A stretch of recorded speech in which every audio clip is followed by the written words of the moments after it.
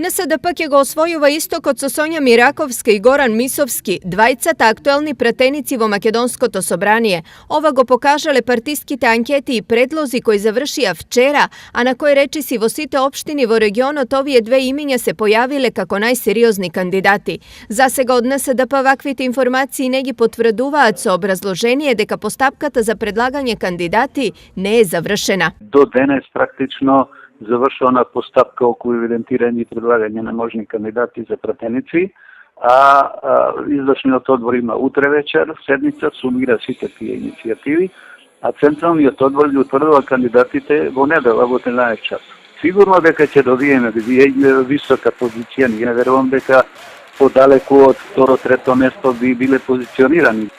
На листата на тројката досега речиси задолжително беше и председателот на НСДП Тито Петковски, но годинава тој нема да биде овде. По 23 години поминати во парламентот, Петковски одлучи на законодавниот дом да му рече збогум.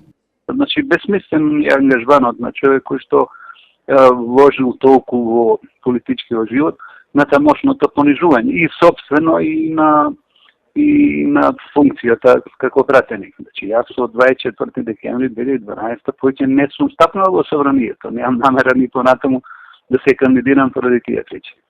Во меѓувреме мостот на реката Брегалница во Штип ги закрвави СДСМ и ВМРО ДПМН. Денес од ВМРО потенцираа дека СДСМ ги утнал изборите, па председателска и парламентарна кампања тера со локални и стари проекти наспроти нив зад кои што стојат реално направени работи. Освен спомениците на македонските великани и укажаната почит кон националната историја, ВМРО ДПМН најде средства да ја отвори технолошката развојна зона во Штип, каде никна фабриката Johnson Controls со капацитет за 1400 нови вработувања.